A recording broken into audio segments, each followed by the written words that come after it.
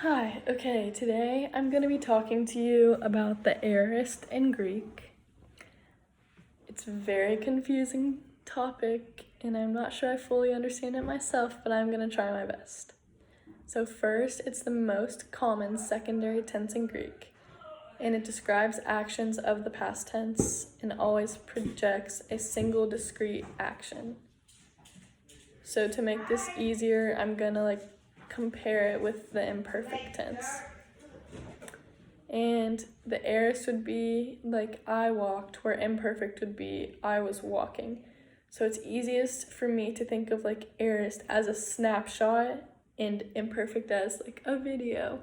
So aorist is an instant, one moment, and imperfect is more of a wave, continuous in the past. It's sort of like Italian with imperfetto and passato prossimo.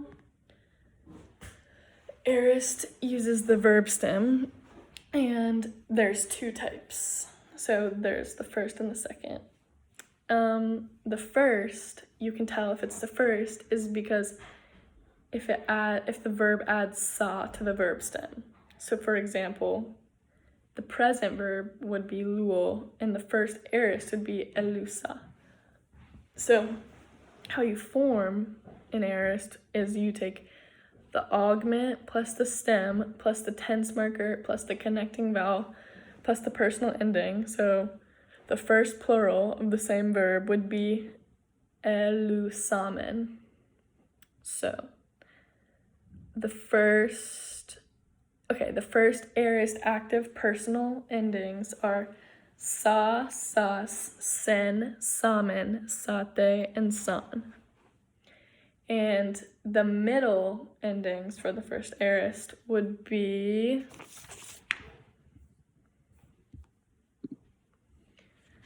this is a verb example, but elusamen, eluso, elusato, elusameta, elusaste, elusanto. Okay. So then the second aorist has no sa, and you change the stem. And the endings would be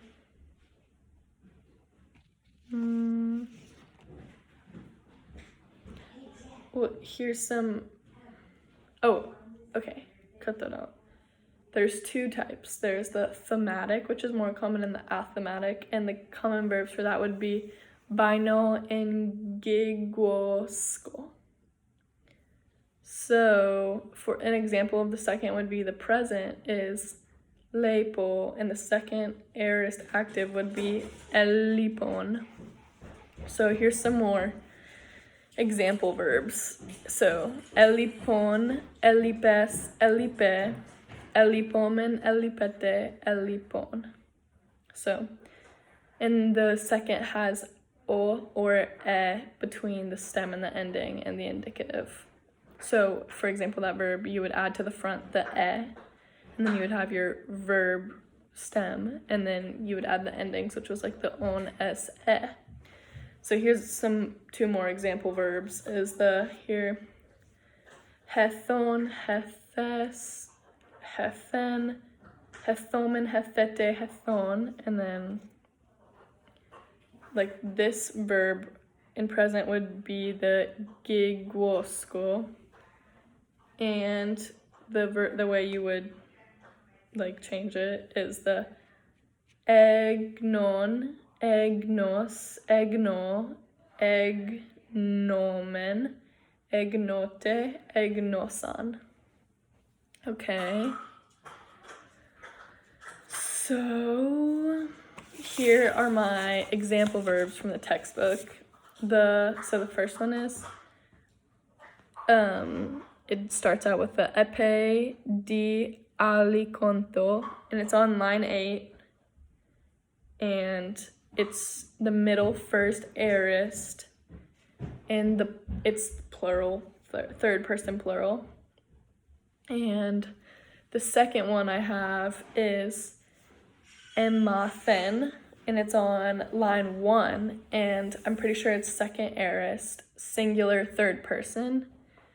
And then 3, I pete, and it's on line 12. And it's second aorist, and then second person plural. The 4th one is estelthete. It's on line 17, and it's second aorist, plural, second person. And then my 5th one is elthon, and it's on line 9, and edon, which is on line 10.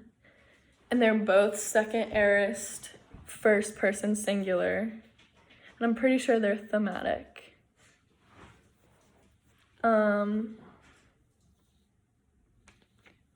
And my 7th one is apon.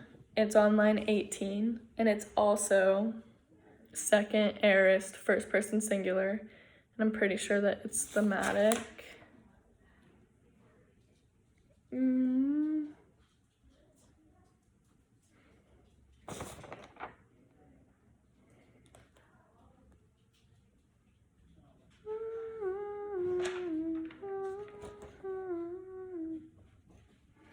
No, okay, sorry, scratch that. I'm pretty sure the last 3 I said are all athematic, or athematic, I don't know how you say that. Okay, then I have, for number 8, I have elthe, which is on line 19, and I think it's middle first aorist, and it's plural second person. And then for 9, I have apon, which is on line 19, and it's second aorist and first person singular. And 10, I have asegagen, and it's also on, it's on line 18, and it's second aorist, third person singular. So yeah, those are my 10 examples. And this is my whole video, and I hope I understood it, but I would also like to talk about it next time we have a call to understand it better. Hi there!